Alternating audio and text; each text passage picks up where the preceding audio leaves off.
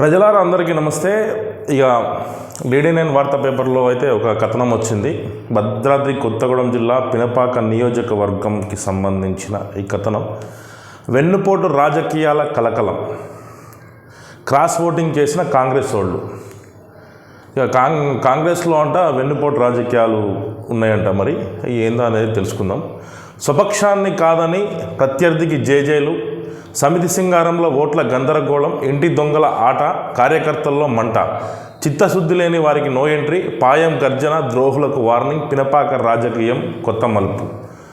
ఇక స్వపక్షాన్ని కాదని ప్రత్యర్థికి అయితే జేజేలు కొట్టినట్ట కాంగ్రెస్ వాళ్ళు. కాంగ్రెస్ పార్టీలో ఉంటూ కాంగ్రెస్ పదవులను అనుభవిస్తూ స్వపక్షాన్ని కాదని చెప్పేసి అయితే ప్రత్యర్థికి జేజేలు కొట్టిందని చెప్పేసి సమితి సింగారంలో ఓట్ల గందరగోళం, ఇంటి దొంగల ఆట, కార్యకర్తల్లో మంట. ఇంటి దొంగలే ఆట ఆడుకున్నారని చెప్పేసి అయితే రాసిండ్రు. చిత్తశుద్ధి లేని వారికి నో ఎంట్రీ, అంటే పార్టీలో ఉండి పార్టీకి నమ్మద్రోహం చేసిన వాళ్ళకి నో ఎంట్రీ అని చెప్పేసి అయితే దీంట్లో రాసిండ్రు.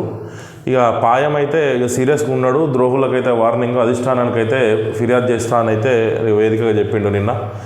పినపాక నియోజకవర్గంలో కాంగ్రెస్ పార్టీ రాజకీయాలు ప్రస్తుతం తీవ్రమైన రాజకీయ అల్లకల్లోలం మధ్య చిక్కుకున్నాయి. ఇటీవల జరిగిన స్థానిక సంస్థల ఎన్నికల్లో కొందరు కాంగ్రెస్ పార్టీ నాయకులు బహిరంగంగానే క్రాస్ ఓటింగ్కు పాల్పడి తమ స్వపక్ష అభ్యర్థులను కాదని టీడీపీ అభ్యర్థులకు మద్దతు ఇచ్చారన్న ఆరోపణలు పార్టీ శ్రేణుల్లో తీవ్ర ఆందోళనకరమైన వాతావరణాన్ని సృష్టిస్తున్నాయి. స్వపక్ష అభ్యర్థుల్ని కాదని టీడీపీ అభ్యర్థులకు మద్దతు ఇచ్చారన్న ఆరోపణలు కాదు, ఇది వాస్తవం. ఇది ఆరోపణలు అయితే కాదు, ఇది వాస్తవం. ఇది మద్దతు ఇచ్చారు. ఇది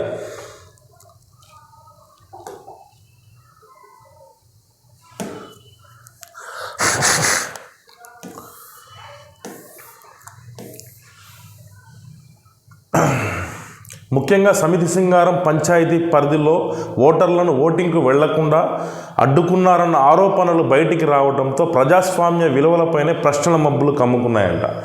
అంటే ఓటేయటానికి వెళ్ళిన ఓటర్లను సైతం అడ్డుకున్నారని చెప్పేసి అయితే ఈ ఆరోపణలు బయటికి రావడంతో ప్రజాస్వామ్య విలువలపైనే ప్రశ్నల మబ్బులు కమ్ముకున్నాయని అయితే రాసిండ్రు. నమ్ముకున్న పార్టీకి వెన్నుపోటు పొడిచినట్టుగా ఈ వ్యవహారాన్ని కార్యకర్తలు తీవ్ర ఆవేదనతో అభివర్ణిస్తున్నారు.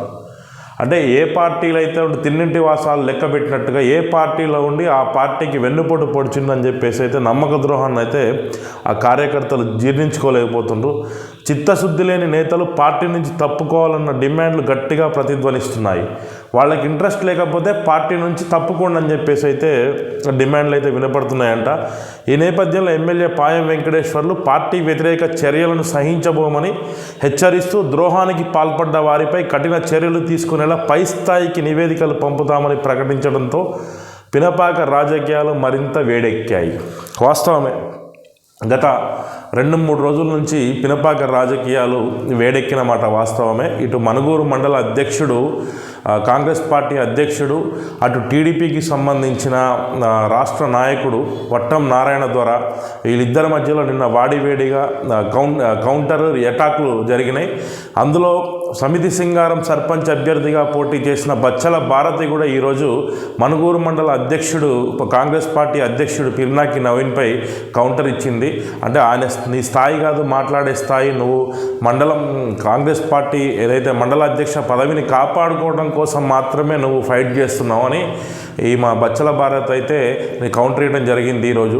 ఇంతకీ ప్రజలు ఏమంటున్నారంటే వీళ్ళు చిన్న చిన్న నాయకులు, ద్వితీయ శ్రేణి నాయకులు, వీళ్ళు మాట్లాడటమేనా, అసలు ఏం జరిగింది అనేది ఇటు స్థానిక ఎమ్మెల్యే కానీ అటు బ్రహ్మన్న వర్గం కానీ ఇప్పుడు ఆ రోజు ఎలక్షన్స్కి చర్చలు, టీడీపీ వాళ్ళు చర్చలకు వెళ్ళిన మాట వాస్తవమే. 3-4 సార్లు చర్చలకు వెళ్ళినారు కాంగ్రెస్ పార్టీ వాళ్ళతో. మాకు ఈ సీట్లు కావాలి, మాకు ఈ సిట్టింగ్ స్థానం కావాలని చర్చలకు వెళ్ళిన మాట వాస్తవమే. చర్చలు విఫలమైనాయి. వాళ్ళ పని వాళ్ళు చేసుకుంటున్నారు. బ్రహ్మన్న వర్గం వెళ్ళి టీడీపీ వాళ్ళకి సపోర్ట్ చేసింది.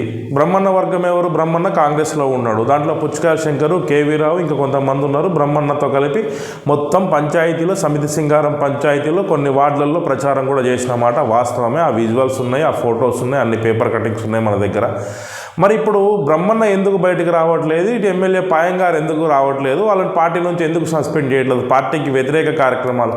ఇప్పుడు టీడీపీ వాళ్ళు ఏం చెప్తున్నారంటే, గత 40 సంవత్సరాలుగా టీడీపీకి సేవ చేసిన మాజీ మండలాధ్యక్షుడు చలపతిరావు గారితో కూడా నేను ఫోన్లో మాట్లాడటం జరిగింది. ఆయన ప్రస్తుతం అమెరికాలో ఉన్నాడు.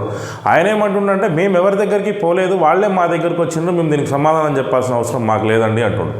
అసలు ఏం జరిగింది అని అంటే, భద్రాచలంలో ఇప్పుడు మాకు టీడీపీ ఓటు బ్యాంకు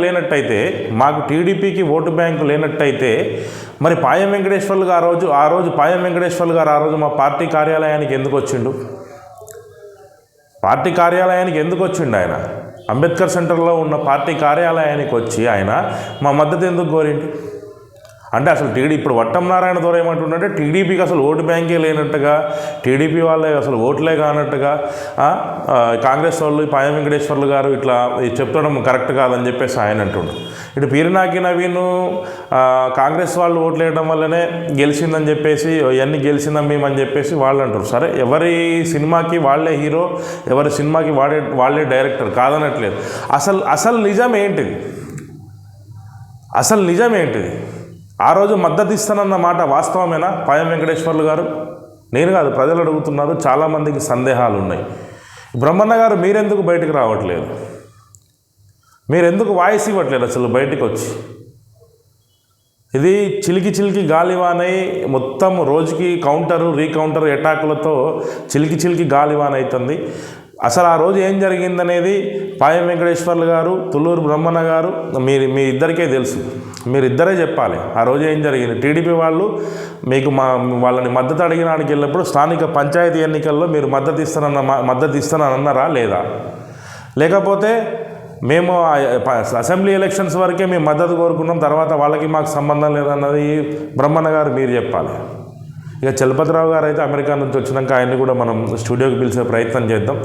ఏది ఏమైనా కానీ నియోజకవర్గంలో రోజుకు ఒక రాజకీయ కుంపటైతే లేస్తుందని చెప్పాలి.